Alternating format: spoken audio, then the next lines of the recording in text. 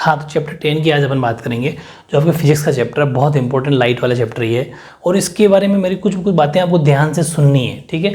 Chapter का नाम है प्रकाश का परावर्तन, अपवर्तन, reflection and refraction of light.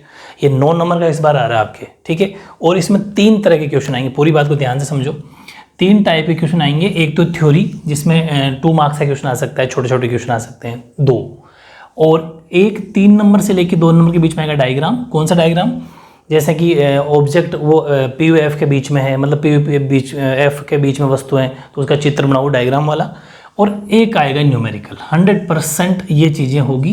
Numerical 3 marks का आ सकता है, डायग्राम वाले की थ्योरी और प्लस मिला के 3 मार्क्स आ सकते हैं, थ्योरी छोटी 2 मार्क्स की आ सकती है, या ये भी 3 मार्क्स की आ सकती है। इस तरीके से ये 3-3 का रेशियो के हिसाब से 9 नंबर का चैप्टर हो जाना चाहिए, क्योंकि 3 तरह के क्वेश्चन इस चैप्टर में बनते हैं। अब मेरी बात को ध्यान से समझना है, क्योंकि फिजिक्स के अंदर मैंने बहुत टॉप लेवल का लास्ट ईयर कोर्स करवाया था, वही सिलेबस है सेम टू सेम, क्योंकि मैंने उसमें बहुत सारी बातें जोड़ी थी। पहले मेरी बात को सुनो। ये कुछ बेसिक बातें हैं जहाँ से सीधा 1 मार्क्स का क्वेश्चन आ सकता है। और दूसरी बात, न्यूमेरिकल सॉल्व करने के लिए आपको ये चीज़ें पता होनी चाहिए, वैसे याद तो होगी। मिरर फॉर्मूला, दर्पण सूत्र 1 + v + 1/u = 1/f। और जहाँ लेंस है जहाँ बीच में प्लस और माइनस हो जाएगा, बाकी वही है 1/v - 1/u 1/f। और मैग्नीफिकेशन आवर्धन का फॉर्मूला, m मैग्नीफिकेशन है आवर्धन को m से दिखाते हैं, h'/h और v/u फॉर्मूला हो जाएगा। और जहाँ पर h' की अगर बात करें तो h' होता है प्रतिबिंब की ऊंचाई, यानी कि हाइट ऑफ इमेज, और h का मतलब है बिंब की ऊंचाई, यानी हाइट ऑफ ऑब्जेक्ट, ठीक है। ये आपको न्यूमेरिकल में काम आएगा। और पावर ऑफ लेंस, लेंस की क्षमता जिसको p से डिनोट करते हैं, 1/f इसका फॉर्मूला होता है। और ध्यान रखना, जहाँ f होता है वो हमेशा मीटर में होगा, यानी कि f हमेशा मीटर में होना चाहिए। एग्जाम में क्या गलती होगी, आपको न्यूमेरिकल देगा और f की वैल्यू सेंटीमीटर में देगा, ठीक है। और फिर सेंटीमीटर में आपको ये समझना है कि नहीं यार, f तो सेंटीमीटर में हो ही नहीं सकता, उसको मीटर में कन्वर्ट करके आपको न्यूमेरिकल सॉल्व करना है, ठीक है। क्योंकि ऐसे न्यूमेरिकल मैंने करवा दिया आपको, कोई टेंशन वाली बात नहीं है।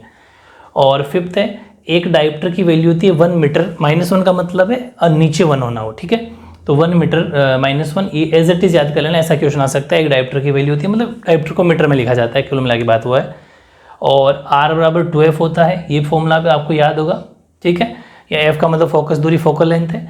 या फिर ऐसा भी कह सकते हो f = r/2, क्योंकि ये 2 नीचे चला जाएगा तो f = r/2 बन जाएगा, वो भी एक ही बात है। और ऐसा unit of power of lens, power of lens को p से दिखाते हैं, ऐसा यूनिट होता है डायोप्टर, जिसको कैपिटल D से दिखाया जाता है। ये छोटे 1 मार्क्स से क्वेश्चन को बने तो इससे बाहर नहीं जाएगा, वो ज़्यादा है भी नहीं चैप्टर में।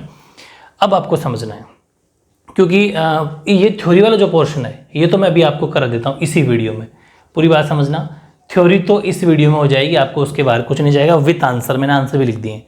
लेकिन ये जो 2 वीडियो हैं, डायग्राम वाला और न्यूमेरिकल वाला, बहुत ही शानदार तरीके से मैंने लास्ट ईयर इतनी ज़बरदस्त ट्रिक के साथ करवाए, बहुत अच्छे व्यूज़, आप खुद देखोगे तो मज़ा आएगा, इतना प्यारा समझा रखा है। तो दोबारा करा के टाइम वेस्ट करने में कोई फ़ायदा नहीं है।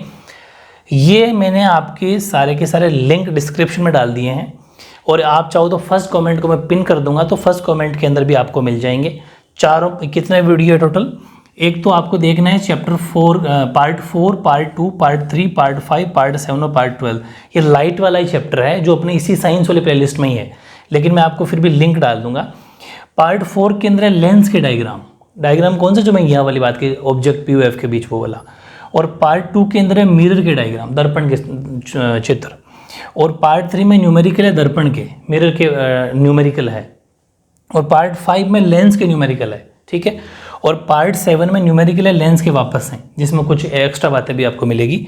और पार्ट 12 है चिन्ह परिपाटी, इसको सबसे पहले देखना। इन सबसे पहले चिन्ह परिपाटी देखना। चिन्ह परिपाटी का मतलब साइन चार्ट, कि कब v- में आएगा, कब u- में आएगा, वो पार्ट 12 है। ये वीडियो और बहुत ही टॉप लेवल की आपकी सारी बुक, क्योंकि मैंने NCERT और RBC को मिला के बनाई थी सारे वीडियोस, उसमें मैंने बहुत सारे एक्स्ट्रा न्यूमेरिकल ले रखे हैं, सब कुछ कवर होगा। सारे जितने भी टाइप के न्यूमेरिकल बन सकते हैं वो इनके अंदर है, आपको ज़्यादा टाइम नहीं लगेगा, स्पीड करके देख लेना। शानदार समझना अगर है तो ये करना, बाकी तो आपकी इच्छा है। वैसे भी आप बहकावे में आ जाते हो, लोग स्क्रीन के ऊपर पेपर की फ़ोटो लगा देते हैं, पेपर आ गया, कभी आ सकता है कि बोर्ड से पेपर। तो ये ऐसी बातें, उनको थोड़े भ्रमित मत हो, थोड़े समझदार बनो। उनको आपको देखना ही नहीं चाहिए, टाइम वेस्ट करना ही नहीं चाहिए, व्यूज क्लिक मत करो, क्योंकि पेपर आउट होना ये सिंपल बात नहीं होगा तो फिर पेपर देने क्यों जाओगे आप, वो तो दोबारा होना है फिर, ठीक है। तो उसको तो आपको देखना ही नहीं चाहिए जिसके ऊपर पेपर की शक्ल बनी हुई हो।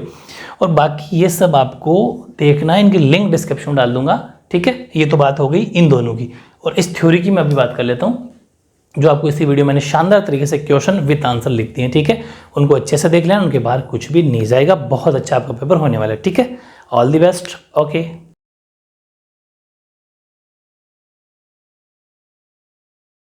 हाँ तो अब देखो एक एक क्वेश्चन। फर्स्ट क्वेश्चन है, वाहनों के पश्च दृश्य यानी कि पीछे का दृश्य दर्पण के रूप में प्रयुक्त गोलीय दर्पण का नाम लिखना है आपको, ठीक है। तो उसमें कौन सा दर्पण यूज होता है? उत्तल दर्पण। क्वेश्चन एग्जाम आएगा, name the spherical mirror used as rear views mirror of vehicles. तो आंसर लिख देना, कॉन्वेक्स मिरर होता है उसके अंदर, पीछे का देखने के लिए, ठीक है।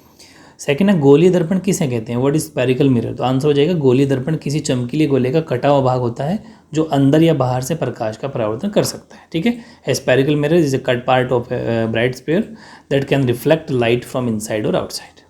तीसरा वेरी इंपॉर्टेंट क्वेश्चन, एक बोर्ड के एग्जाम आया हुआ है कि ड्राइवर का रात्रि में किस प्रकार के प्रकाश पुंज का प्रयोग करना चाहिए एवं क्यों? आपको इसको स्पष्ट करना है। वो type of light beam should the driver use at night and explain why. तो ड्राइवर को रात्रि के समय कम तीव्रता वाले प्रकाश पुंज का प्रयोग करना चाहिए, यानी the driver should use A low intensity light beam at night. क्योंकि कम तीव्रता मतलब रिफ्लेक्ट ज़्यादा ना हो, ज़्यादा हाई लाइट ना हो, क्योंकि कम तीव्रता वाले जो प्रकाश पुंज होगा ना उसका प्रयोग करने से सामने जो आने वाली गाड़ी है ना उसके ड्राइवर की आंखों में रोशनी चुभेगी नहीं, मतलब उसकी आंखों के आड़े नहीं आएगी और उसे स्पष्ट सामने दिखाई देता है। इस प्रकार क्या है कि दुर्घटनाएं वगैरह से उससे अपन बच सकते हैं, ठीक है। तो इसका आंसर हो जाएगा, the use of A low intensity light beam does not illuminate the eyes of the driver of an oncoming vehicle. It is clearly visible in front of him, or in this way accident are avoided among themselves, ठीक है। ऐसे ही question number 4 है, गाड़ी की headlight में कौन सा दर्पण प्रयोग किया जाता है? ये वेरी इंपॉर्टेंट है, छोटे छोटे क्वेश्चन आते हैं एग्जाम में सीधे सीधे। विच mirror is used in the headlight of A car? तो कॉनकेव मिरर होता है, मतलब अवतल दर्पण यूज होता है, ध्यान रखना गाड़ी की हेडलाइट में। और पीछे का देखने के लिए कॉन्वेक्स यानी कि उत्तल। बहुत बड़ी चीज़ है, कन्फ्यूज मत हो जाना। पांचवा, प्रकाश के परावर्तन से क्या मतलब है? तो मतलब what is mean by reflection of light? तो आंसर हो जाएगा, किसी चमकदार सतह से प्रकाश किरणों के टकराकर वापस लौटने की घटना को प्रकाश का परावर्तन कहते हैं। In the phenomena of light rays hitting shiny surface and rolling back is called reflection of light. ऐसे ही वो तो था प्रकाश का परावर्तन, और ये छठा है, प्रकाश का अपवर्तन किसे कहते हैं? यानी कि रिफ्रैक्शन ऑफ लाइट, ठीक है। तो जब प्रकाश की किरण एक माध्यम से दूसरे माध्यम में जाती है तो विचलित हो जाती है और इस क्रिया को अपवर्तन कहते हैं। कि when a ray of light passes from one medium to another it gets deflected, this process is called refraction of light.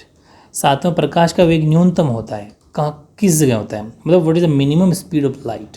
तो होता है कांच में यानी कि ग्लास में, ठीक है। और अब देखते हैं आठवां क्वेश्चन, वेरी इंपॉर्टेंट है, स्नेल का नियम, यानी या फिर ऐसा भी आ सकता है स्नेल का अपवर्तन नियम, ठीक है। यानी कि what is right Snell's law या फिर स्नेल्स लॉ ऑफ रिफ्रैक्शन। दोनों ही एग्जाम में दोनों नाम से आए हुए हैं और आने के पूरे पूरे चांस है, ठीक है। आंसर देखो कि प्रकाश के किसी निश्चित रंग तथा निश्चित माध्यमों के युग्म के लिए आपतन कोण की जा, जिसको अपन साइन बोलते हैं, तथा अपवर्तनी कोण जा का अनुपात स्थिर होता है और इस नियम को स्नेल का अपवर्तन नियम कहते हैं, है ना। यानी the ratio of the sine of the angle of incident to the sine of the angle of refraction is constant and equal to the refractive index of the medium. This law is called Snell's law. यानी कि sine आई बटा sign are बराबर स्थिरांक या अपवर्तनांक, यानी कि sine i upon sine r equal constant या फिर रिफ्रैक्टिव इंडेक्स बराबर में, ठीक है। क्वेश्चन 9 है, किसी लेंस की एक डायोप्टर क्षमता को परिभाषित कीजिए। Define one dioptre power of a lens. तो आंसर हो जाएगा, एक डायोप्टर उस लेंस की क्षमता के बराबर है जिसकी फोकस दूरी 1 मीटर हो। One dioptre is equal to the power of a lens whose focal length is 1 metre, ठीक है।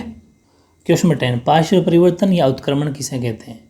जब हम अपना प्रतिबिंब समतल दर्पण में देखते हैं तो हमारा दायां हाथ प्रतिबिंब में बायां हाथ दिखाई पड़ता है और हमारा बायां हाथ प्रतिबिंब में दायां हाथ दिखाई पड़ता है। इस प्रकार वस्तु के प्रतिबिंब में पार्श्व बदल जाते हैं। इस घटना को पार्श्व परिवर्तन या पार्श्व उत्क्रमण कहते हैं। यानी कि what is lateral inversion? Very important question है ये। When we see our image in a plane mirror, तो our right hand appears as left hand and in the image and our left hand appears as right hand in the image. Thus, the sides change in the image of the object. This phenomena is called lateral inversion. ठीक है। ऐसे देखो 11वां, किसी lens की क्षमता का क्या अर्थ है तथा इसका SI मात्रक भी लिखना है। यानी कि what is meant by the power of a lens, write its SI unit. तो आंसर हो जाएगा, मीटर में व्यक्त की गई लेंस की फोकस दूरी, जिसको F होता है, कि व्युत्क्रम को लेंस की क्षमता कहते हैं, इसको P से दिखाते हैं। ऐसा ही मात्र इसका डायोप्टर यानी कि कैपिटल D होता है। The inverse of the focal length of lens expressed in metres is called the power of lens. ऐसा यूनिट ऑफ डायोप्टर होती है इसकी, ठीक है। किसकी ऐसा यूनिट है? पावर ऑफ लेंस की डायोप्टर होती है कैपिटल D, जरूर ध्यान रखना, स्मॉल d मत लिखना। क्वेश्चन 12 है, ये एग्जाम में 2 बार आ चुका है, वैसे सिंपल क्वेश्चन है, वैसे आपको आता भी होगा, फिर भी मैंने आपको ये लिख दिया है। उत्तल दर्पण तथा अवतल दर्पण में आपको अंतर बताना है, यानी कि right the difference between convex and concave mirror. ठीक है, तो दोनों मिरर में डिफरेंस ये होता है कि उत्तल दर्पण जो होता है उसमें मैंने बीच में लाइनें खींची है, इसे एडजस्ट कर लेना। इसमें परावर्तन करने वाला चमकीला तल बाहर की ओर उभरा होता है, जबकि अवतल में इसमें परावर्तन करने वाला चमकीला तल अंदर की ओर धंसा होता है। यानी कि कॉन्वेक्स मिरर में the bright surface that changes it is protruding outwards, और इसके अंदर हो जाएगा कॉनकेव में the bright surface that changes it gets sunk inwards, यानी कि अंदर धंसा होता है। दूसरा, इसमें आभासी प्रतिबिंब बनता है, जबकि अवतल में इसमें वास्तविक एवं आभासी दोनों प्रकार के प्रतिबिंब बनते हैं, यानी कि इन फॉर्म्स है वर्चुअल इमेज, और कॉनकेव हो जाएगा it produces both real and virtual images. तीसरा, इसमें सीधा प्रतिबिंब बनता है, और अवतल में इसमें प्रतिबिंब उल्टा तथा सीधा बनता है, यानी कि इट हैज़ ए डायरेक्ट बोल दो चाहे वर्चुअल इमेज बोल दो, और इसमें हो जाएगा in this image is formed both inverted and upright, दोनों बनते हैं। ठीक है, फिर चौथा, इसमें प्रतिबिंब छोटा बनता है, यानी कि in this the image become smaller, और इसमें प्रतिबिंब बड़ा छोटा तथा वस्तु के आकार का बनता है। ध्यान रखना, चौथी वाली लाइन मैंने यहाँ से लिखी, फिर इधर भी लिखी है, वस्तु के आकार का बनता है, पूरी लाइन यहाँ पूरी हो जाएगी। In this image becomes bigger smaller and the size of the object. ठीक है, इस तरीके से ये आपके कोई 3 बातें याद कर लोगे तो भी ठीक है ना। अब फिर 1 मार्क्स में क्वेश्चन ये आ सकता है कि निर्वात में प्रकाश का वेग कितना होता है, यानी कि लाइट हैज़ ए वेलोसिटी बोल दो चाहे स्पीड बोल दो इन वैक्यूम, तो होता है 3 × 10⁸ मीटर पर सेकंड, यानी 3 × 10⁸ मीटर पर सेकंड होता है। 1 मार्क्स में सीधा सीधा क्वेश्चन आएगा, मैंने वहीं लिख दिया आंसर। ठीक है, क्वेश्चन नंबर 14 है, उत्तल दर्पण के मुख्य फोकस की परिभाषा लिखिए। ये आरबीएससी बोर्ड में आया हुआ क्वेश्चन है। Define the principal focus of a convex mirror, तो मुख्य अक्ष के समांतर चलने वाली प्रकाश की किरणें दर्पण से परावर्तन के पश्चात मुख्य अक्ष पर मिलती हुई प्रतीत होती है, उसे उत्तल दर्पण का मुख्य फोकस कहते हैं। The rays of light running parallel to the principal axis after reflection from the mirror appear to meet on the principal axis, it is called the principal focus of a convex mirror। ठीक है, इस तरीके से ये theory part, बस इसको पढ़ के चल जाना, टाइम भी नहीं है और इससे बाहर आएगा भी नहीं। इसके बाद में आपको जो मैंने जितने भी वीडियो के पिन कर दिए हैं फर्स्ट कमेंट में आपको मिल जाएंगे, सबके लिंक डिस्क्रिप्शन में मिल जाएंगे, उनको अच्छे से देख लेना। एक भी सिंगल क्वेश्चन इनके बाहर नहीं जाएगा। बहुत टॉप लेवल का चैप्टर, 9 नंबर का बहुत बड़ा वेटेज है, इसको अच्छे से आपको पढ़ के जाना है। ठीक है, आपके एग्जाम बहुत अच्छे होंगे, चिंता मत करो। All the best. ओके।